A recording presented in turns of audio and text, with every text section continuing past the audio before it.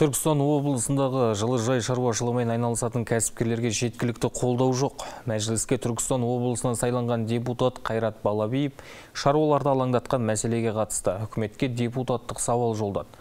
Халық қалаулысының айтуынша, өңірдегі жылыжайлардың 94%-ы шаруалардың өз күшімен салынған. Сондықтан шығынды тез өтеу үшін құрылысқа арзан материалдарды қолданады. Биыл қалың жауған қардың салдарынан біраз жылыжай қирап қалған болатын. Көмірдің тапшылығынан бүгін ертең теремін деп отырған өнімдерін үсік шалып, шығынға батты.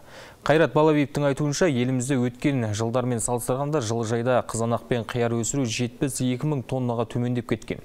Егер шаруаларға жеткілікті деңгейде көмек берілсе, сапалы жылыжай салынып, елімізде көкөністермен толықтай қамтамасыз етуге болатын еді, дейді депутат. Түркістан облысының зардап шеккен шаруашылықтарын қолдау бойынша үкіметке жүйелі шараларды әзірлеп, 2023 жылғы көктемгі егіс жұмыстарын қаржыландыруға арналған республикалық бюджеттен мемлекет тараптан шаруашылықтарға жылыжай өндірістерінің құрылыстарын жүргізуге төмен 5%-дан аспайтын ұзақ несиелер мен гектарлық субсидиялар беруге ықпал етуіңізді.